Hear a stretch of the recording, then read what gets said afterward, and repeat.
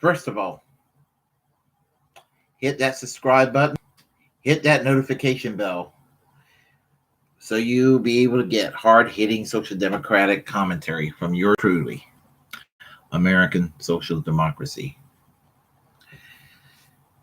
We had witnessed an election in Iran in the last few days.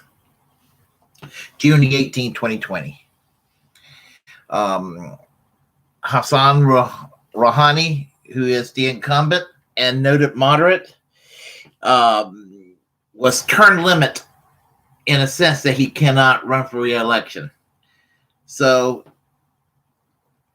there was an election where it was, some will argue, might have been kind of rigged, with a final four candidates with low voter turnout, with the election victory going to Ebraham Raisi, who is a hardline conservative. The moderates lost ground with this recent election, and frankly, that's not good news. Juxtaposition, the United States having a changing of the guard to a more moderate voice last year, and even in the last couple of weeks, Israel having a change of guard from a once hardline voice to hopefully a more moderate voice. So this election outcome with a hardline conservative winning Iran, it's not exactly welcoming news, because a hardline government in Iran could translate into a return to a hardline government in Israel, a hardline government in the United States. And I will argue that neither the United States nor Israel nor Iran needs to have hardline conservatives ruling, because it's a disaster. No matter which country has the hardline conservative political influence, it's a disaster either way. So the problems, why did Ebraham Raisi win? And basically it comes down to the economy. You know the phrase, is the economy stupid? Well, it's the economy. And it's connected to the U.S. sanctions. And the thing about it is, one of the best things Barack Obama did while he was president, was to have the, what is it called again? The Joint Comprehension Plan of Action, known as the U.S.-Iran Peace Treaty. And that peace treaty basically was supposed to ensure that Iran will use nuclear power for peaceful purposes. And it was a treaty that was working. And the United States withdraw from it under Donald Trump, which was, the thing about it is, the U.S.-Iran Peace Treaty, the Joint Comprehension Plan of Action, was the best thing that Barack Obama did. And Donald Trump withdrawing from this treaty was the worst thing he ever did in his 4 years. And so why did Donald Trump go out of his way to withdraw from this treaty when he actually had a softer line with North Korea, which you could argue the government of North Korea is crazier than the government of Iran? And I will tell you why. It comes down to the culture war in the United States, basically the culture war. And if you're a Republican, you can't really get far on the national election scene unless you have the hardcore evangelicals, the what's known as the religious right. And a lot of them basically have a view of scripture that they believe that there's going to be some kind of a battle between, they think, a nation like Israel and maybe Russia and Iran or what have you attacking Israel. Basically, they decide. I think that they wanted a presidential candidate that was going to withdraw this treaty to create a self-fulfilling prophecy. That's what I think.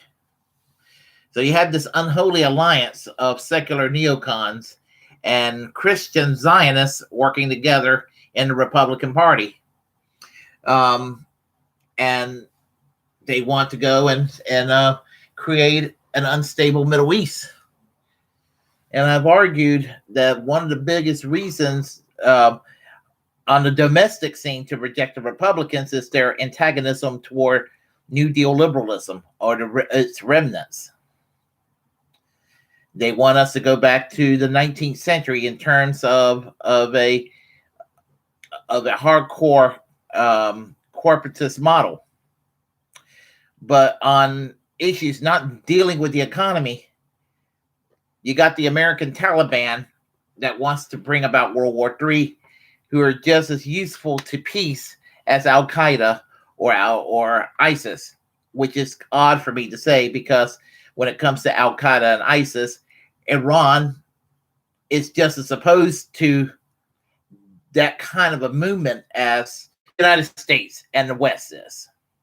And the thing about it is that there's a lot of ignorance, and a lot of people in the United States think that the whole Islamic world is unified to destroy the West.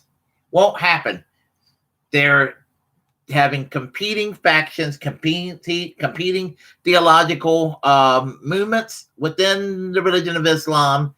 And thankfully, just like in the Christian-centered West, in the Islamic world, just like the Christian West, there's a lot of hypocrites. And I mean hypocrites in a good way. You got people that don't take their religion or every aspect of theology seriously within Christianity. And the same thing can apply to, or same thing applies to Islam. Thankfully, those hypocrites kind of keep the situation not getting worse as far as I'm concerned. We had the sanctions and stopping the money flow. A lot of Americans believe that we were actually giving money to Iran, which the money that was being given to Iran was actually theirs to begin with. And one can make an argument in 1979 and 1980 when Jimmy Carter froze the Iranian assets that it was justified in its time. But not today. And, if you're worried about defense issues and national security and not wanting to create more terrorists around, especially terrorists from the Middle East, the United States need to rethink how they do their dealings over there. I'm going to be very vulgar, but I'm making a point. The United States spends way too much time sucking Saudi Arabia's dick. We sit there and we sell arms to Saudi Arabia, and they commit a genocide in Yemen, and they give a lot of equipment, a lot of logistical assistance to Al Qaeda and other terrorist movements, and enable these movements to commit acts of terrorism against the West. And it's being done by the United States. And Iran, are they guiltless? Are they 100% innocent? No, they're not. But if you want to go and make a comparison, Iran virtually commits no terrorism against the West next to the United States. Next to Saudi Arabia. And the United States basically take the ass backwards view and kick a country around that's hardly doing anything negative against the United States and enabling another country that's in the center of causing a lot of problems in the United States. And I'll use another example, even though the Cold War is over, and I'm not about trying to start a war with anybody in the remaining communist world. But while the United States has their economy way too intertwined with the Chinese economy, That's a national security issue. And I'm not beating up on the people of China when I'm saying this. But and it's not even so much that the Chinese Communist Party has this communist take over the world goal. But the thing about it with China is that, these people who are now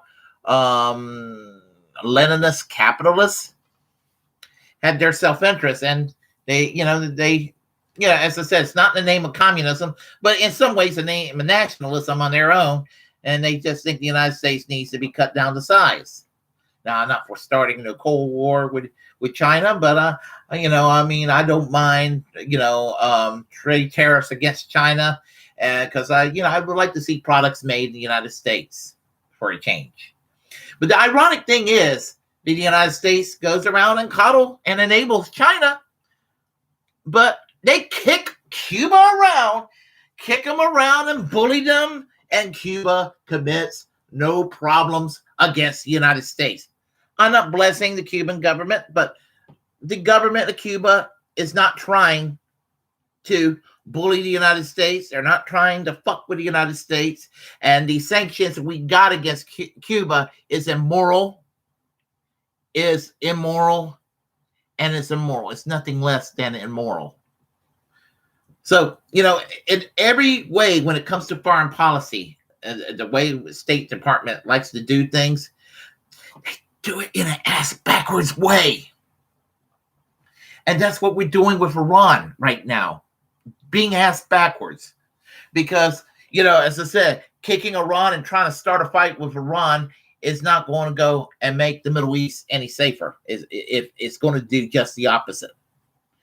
And the thing about it is, Iran, the people of Iran, not the government, not the freaking mullahs that runs the country, but the people themselves are ready for Western democracy.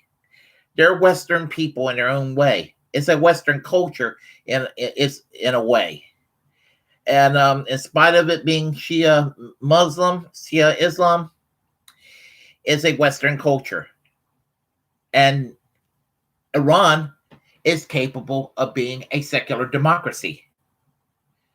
And the United States' antagonistic attitude towards Iran is preventing it for that reality from taking place.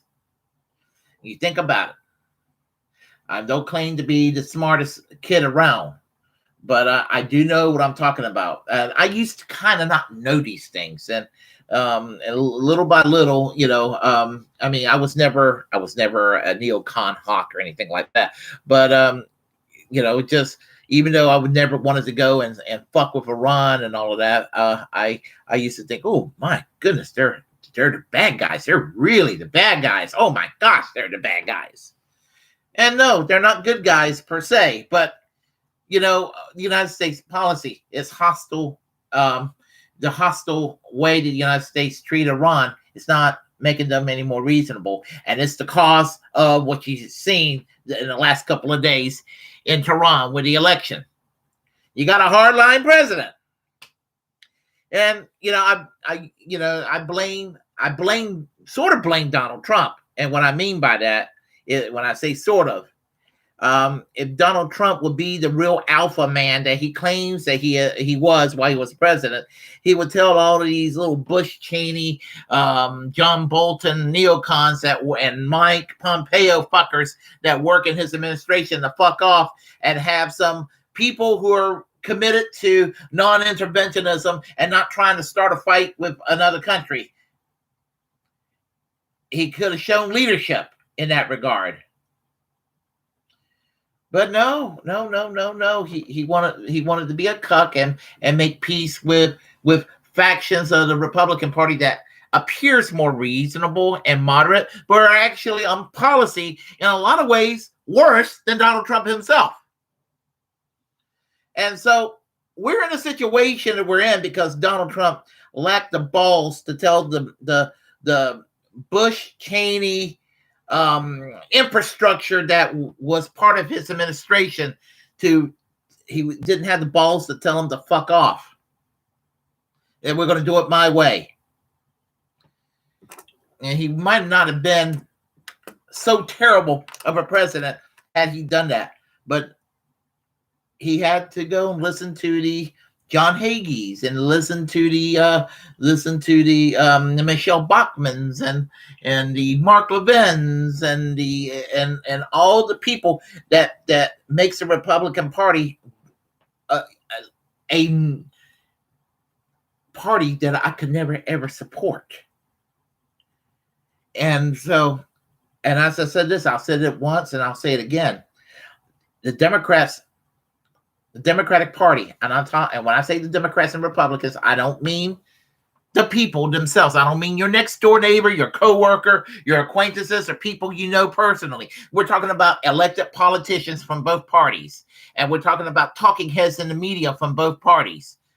While the Democrats in that regard are garbage, the Republican Party's a pile of shit. And either way, garbage stink, so does a pile of shit. And that's why we're in a situation we're in right now.